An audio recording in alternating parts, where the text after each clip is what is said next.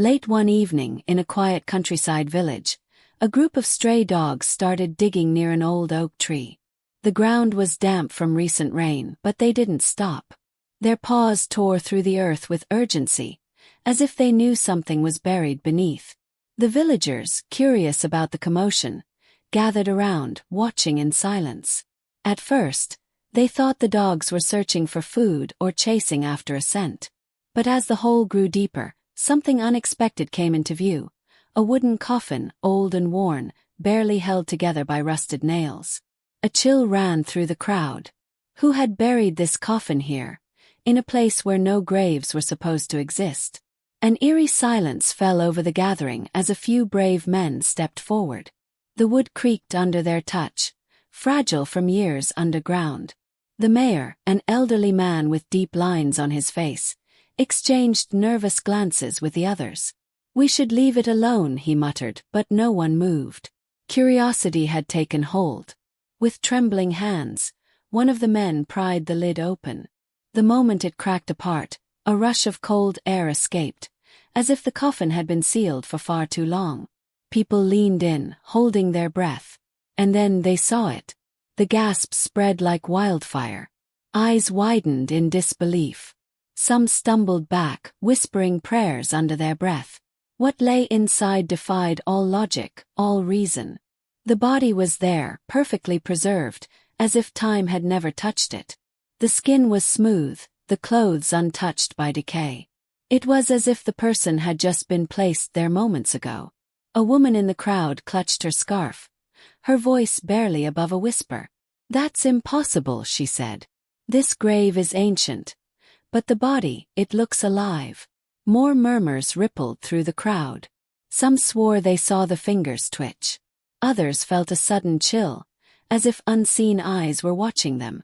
The dogs, the very ones who had unearthed the coffin, stood still now, their tails low, ears flat against their heads. They whimpered softly, sensing something the humans could not. The mayor swallowed hard. "We need to call someone," he said. "This isn't normal." But before anyone could react, a strange sound filled the air, a slow, deliberate creak. The coffin lid, which had been fully opened, began to shift on its own. People froze. No one dared to breathe. And then, the body inside moved. A sharp gasp echoed through the crowd as the body inside the coffin twitched again. A hand, pale and stiff, curled slightly, the fingers barely moving. No one spoke. No one dared to. The night air felt heavier, pressing down on them as fear crept into their bones. The mayor stepped back, his voice shaking. Did anyone else see that?" Several villagers nodded, their faces drained of color. A young boy clung to his mother's skirt, his wide eyes locked on the coffin. Even the dogs, the very ones who had uncovered this mystery, remained rooted in place, their bodies tense, their ears twitching at every movement. Then slowly a man stepped forward. His name was Daniel, the village's only doctor. He hesitated, his mind battling between logic and the impossible sight before him. He reached into the coffin, his fingers trembling as they hovered over the figure's wrist. He needed to check for a pulse, to confirm what everyone feared to even think. As soon as his skin touched the body, a chill ran through his arm, a sensation so unnatural that he pulled back instantly. His breath came in short, uneven bursts. "The skin is cold," he murmured, his voice barely above a whisper. "But it's not stiff. Not like a body should be after this long." A murmur spread through the crowd. Some whispered about old folklore, about spirits that refused to rest, about curses that lay buried beneath the earth. Others clutched onto reason, insisting there had to be an explanation, an unknown condition, a rare disease, something science could explain. But none of that answered the biggest question of all. Who had buried this coffin here and why?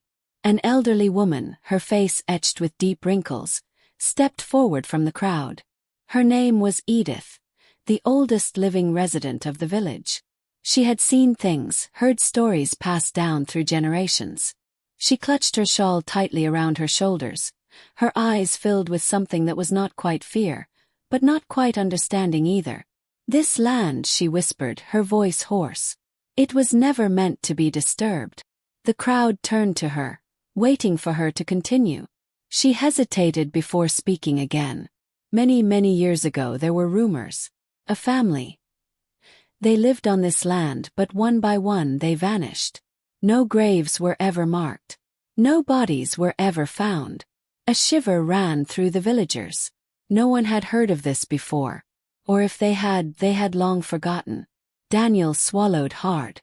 "Are you saying this is one of them?" Edith's lips pressed together. "I don't know. But I do know one thing." She glanced at the coffin, then back at the others. "Some things are buried for a reason." Just then the body inside twitched again, this time more violently. And then, with a sharp gasp, its eyes opened. The gasp from the coffin sent a wave of terror through the villagers. A few stumbled back, clutching each other as if the mere sight of those eyes had stolen the warmth from the air. They were wide, glassy, reflecting the dim lantern light, yet unmistakably alive. The body, no, the person, was breathing now, shallow and ragged, like someone waking from a nightmare. Daniel's hands shook, but he forced himself to move closer. His medical instincts battled against his fear. "Can you hear me?" he asked, his voice uneven. The figure didn't respond. Their chest rose and fell, their fingers twitching slightly, but they didn't speak. The mayor took an unsteady step forward. "This isn't possible," he whispered, his voice barely audible. "No one buried this deep should be alive." The villagers murmured in agreement, torn between fear and fascination.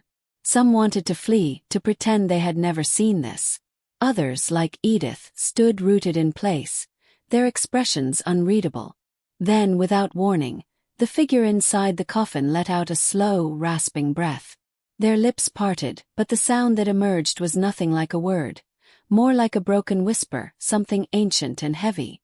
A language no one recognized. Edith gasped softly, her hands gripping her shawl. "That voice," she muttered. Daniel turned to her sharply. "What do you mean?" She hesitated. "I've heard something like this before. A long time ago." The villagers turned to Edith, waiting, but she seemed lost in thought.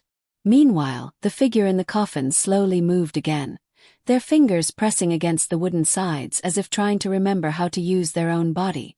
Their breathing grew steadier, though their eyes still held an emptiness, a disconnection from the world around them. Then the dogs reacted. They had been silent, watching, their bodies low to the ground. But now, as if some unseen force had shifted, they let out a deep, collective growl.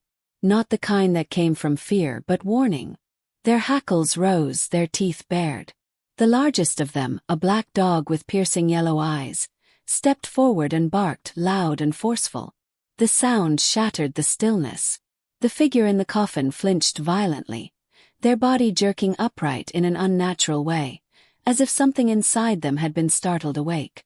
Their heads snapped toward the crowd, but their expression was unreadable, neither fear nor recognition, just something else. Daniel felt his pulse thunder in his ears. "We need to get them out of there." The mayor hesitated. "And then what? We don't even know who we're dealing with." Before anyone could respond, the figure moved again, this time faster. Their arms pushed against the sides of the coffin, and with an unsettling ease, they lifted themselves out.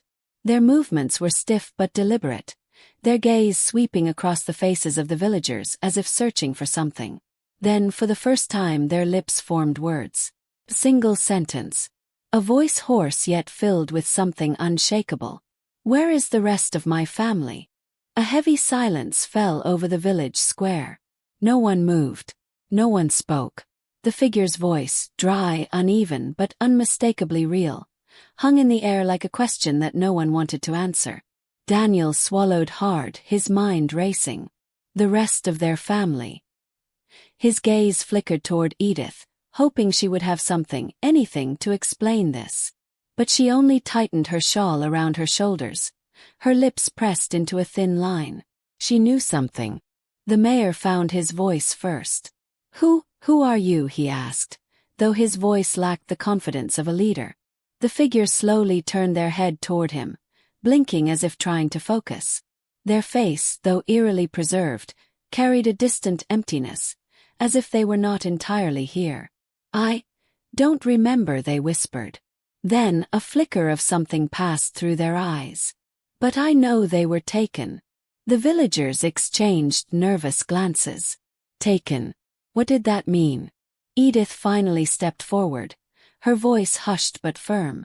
"How long have you been here?" she asked. The figure's breath hitched.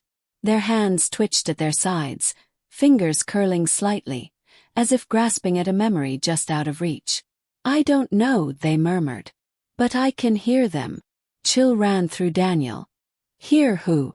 The figure lifted their head slightly, their gaze drifting beyond the crowd, past the trees, as if they were seeing something no one else could. "The others," they whispered. "They are still waiting." The villagers began shifting uncomfortably. Some whispered prayers under their breath. Others took a step back, as if distance could protect them from whatever was unfolding. Then the wind changed. A sharp gust swept through the village square, rustling the leaves, stirring the lantern flames. The air felt different, thicker, charged with something unseen. The dogs, who had been watching intently, suddenly tensed again. Their growls deepened, low and uneasy. The black dog, the leader of the pack, stood firm, its golden eyes locked onto the figure as if it understood something no human could. And then a sound. Faint at first, just a whisper carried by the wind. But it grew. A distant murmur, a chorus of voices, some overlapping, some barely audible. It didn't come from the trees or the village. Came from below. From the earth. Daniel felt his breath catch. "Do you hear that?" he whispered. But he didn't need an answer. He could see it in the villagers' faces. They all heard it. The figure in front of them closed their eyes, as if listening, as if remembering. Their hands clenched into fists, and when they spoke again, their voice was no longer weak. It was certain. "They're not resting," they said. They never were. Then, without warning, the ground beneath them trembled. The tremor started as a faint vibration beneath their feet, almost like a heartbeat buried deep in the ground. Then it grew stronger. Loose pebbles danced on the dirt. The villagers gasped, some stumbling back, others gripping onto one another as the earth pulsed beneath them.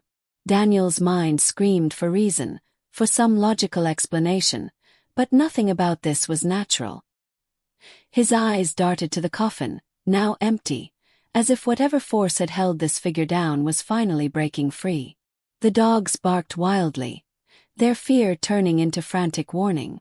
The black dog took a stance, its growls deep and unrelenting, its gaze locked onto something unseen. Then the whispering returned. But this time it was no longer distant. It was everywhere. The air itself seemed to hum with voices, rising and falling like a tide. Some were soft, pleading. Others were sharp, angry. And one voice, low, steady, commanding, cut through them all. "Do not leave us." The figure, still standing in the center of the chaos, stiffened. Their fingers twitched at their sides, their breath coming in sharp gasps. "I know you now," they whispered, their voice trembling. "You were with me. You were all with me." The villagers exchanged nervous glances. Edith's hands were shaking, her normally steady gaze flickering with something close to fear. "They're trying to pull something back," she muttered. "Or someone." Daniel barely heard her. His focus was on the ground beneath them. The trembling was no longer random. It had a rhythm, almost like something moving below the surface. The realization sent a cold shiver through him. Then it happened. The soil split open near the tree where the coffin had been found. A deep, jagged crack tore through the earth, and from the darkness below, something pushed up. Not another coffin. Not roots. Hand. Gasps filled the air as fingers, caked in dirt, clawed their way toward the surface. The hand was thin, frail-looking, yet it moved with unmistakable purpose. Then another hand appeared. And another. One by one, figures began to rise from the earth. Their faces were pale, their expressions frozen somewhere between confusion and sorrow. They wore clothing from different times, different ages, some tattered, some strangely untouched. And yet, their eyes all held the same emptiness. The figure from the coffin trembled, their lips parting as they took a step forward. "You were taken," they whispered. "Just like me." The villagers could do nothing but stare. Some clutched onto each other, others turned as if to run, but something held them in place. And then the black dog let out a single piercing howl. The sound sliced through the night, cutting through the whispers, the tremors, the rising fear. The moment it echoed into silence, the figures stopped moving. The whispering ceased. The air became still. For a second there was nothing. Then, the figure who had first risen from the coffin turned back toward the villagers. Their voice, now clear and steady, carried one final, chilling question. "Why did you bury us alive?" A stunned silence fell over the villagers. No one could speak. No one could move. The words hung in the air like a heavy fog, thick, suffocating, impossible to ignore. Daniel felt his heart pounding in his chest. Bury them alive. That wasn't possible. Didn't make sense. The village had no history of such cruelty, did it? His eyes darted toward Edith. She had been alive the longest. If anyone knew the truth, it was her. But Edith's face had gone pale, her fingers trembling as she clutched her shawl. She looked at the risen figure, her lips parting, but no words came out. The ground was still, but the air around them pulsed with something unseen. The figures who had clawed their way from the earth stood motionless, their empty eyes locked onto the villagers, waiting. Then the whispering returned, but this time, it wasn't from beneath the ground. It was coming from the villagers themselves. A woman clutched her head, her breath coming in gasps. A man staggered backward, his face twisted in sudden pain. One by one, the villagers shuddered as something unseen pressed into their minds, forcing them to remember, forcing them to see. And then the truth surfaced. Images flickered through their minds like a broken reel of film. A time long forgotten, buried just like the bodies beneath them. A sickness had swept through the village generations ago. People had fallen ill, one after another, their bodies weakening, their eyes clouding over. Fear had gripped the town. Fear of the unknown, of the unstoppable. The elders, the leaders of that time, had made a choice. A desperate, terrible choice. They had sealed the infected away, burying them deep beneath the earth, believing it was the only way to stop the spread. Some had already passed before the dirt was thrown over them. But others had still been breathing. The villagers gasped as the memories forced their way into the present. Tears welled in Edith's eyes as she shook her head. No, it wasn't us. It was them, our ancestors. We didn't know. The figure from the coffin stared at her, their expression unreadable. Then, slowly they stepped forward. "It doesn't matter," they said, their voice hollow. "Their blood runs in yours. You let their story fade. You let them be forgotten." A deep, unnatural silence settled over the village. The risen figures did not move, did not speak. They only watched, waiting. The choice their captors had once made now hung over the villagers like a final judgment. Daniel's hands clenched. There had to be a way to end this, to make it right. "What do you want?" he asked. The figure's lips parted slightly, and for the first time, there was something almost human in their expression. A deep sorrow, an ache that time had not erased. "We want to be remembered," they whispered. "And we want you to listen." The black dog let out another low growl, its golden eyes meeting Daniel's. And in that moment he understood. This wasn't about revenge. It was about truth. About facing what had been buried, not just in the ground but in history. Daniel took a breath and turned to the villagers. "We tell their story," he said. "We uncover the past. We don't hide from it anymore." For a long moment no one spoke. Then slowly Edith nodded. The others followed, some whispering quiet prayers, others bowing their heads. The wind shifted. The earth beneath them settled. And one by one, the risen figures closed their eyes. Their bodies faded, dissolving like mist into the night air. The whispering stopped. The only sound left was the steady howl of the wind, carrying their story far beyond the village, ensuring it would never be buried again. But as the villagers turned to leave, Daniel glanced back at the coffin, now empty once more. And in the distance, deep beneath the earth, something else shifted. The villagers stood in silence for a long time, the weight of what had just happened settling into their bones. The figures were gone, their whispers fading into the night, but the memory of them remained, heavier than the still air around them. No one could deny what they had seen. No one could pretend anymore.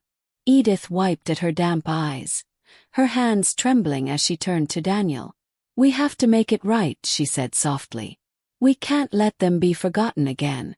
Daniel nodded, his gaze lingering on the disturbed earth. "We start by uncovering the truth," he said. "We dig into the village's history, find records, tell their story. We make sure everyone knows what really happened here." The mayor, who had stood frozen for most of the night, finally exhaled and stepped forward. His usual authority was gone, replaced with something more fragile. Guilt, perhaps. "A memorial," he murmured. "Proper one, with names, with history. So they are never buried in silence again." The villagers murmured in agreement. It wasn't enough to erase the past, but it was a beginning. As they turned to leave, the dogs lingered. The black dog stood at the edge of the grave, staring into the darkness below. It let out a soft whimper, ears twitching as if still hearing something no one else could. Then, after a long pause, it trotted back to the others, its job done. Over the next few weeks, the village changed. The burial site was carefully excavated, revealing long-forgotten remains, proof of the truth hidden for generations. Historians were called in, old records dusted off, and the truth was finally spoken aloud. What had been buried in shame was now written in ink, carved in stone for all to see. A monument was built where the old tree had stood. A plaque bore the names of those who had been lost, with an inscription that read, "We remember you. We hear you. You are not forgotten." Daniel often found himself standing before it, his mind drifting back to that night. The whispers, the shifting earth, the final words of the one who had risen. There were no more voices now, no more trembling ground, but something still lingered. Not in fear, not in anger, just in presence. One evening, as he locked up the clinic, he saw the black dog sitting near the memorial, staring at the plaque. For a brief moment, Daniel could have sworn he heard the wind carry a whisper. Not words, just a feeling. Quiet acceptance. The dog looked back at him, then slowly stood and padded away, disappearing into the trees. Daniel took a deep breath, exhaling into the cool night air. The past had finally spoken. And this time the village had listened. No more secrets, no more silence. The story would live on,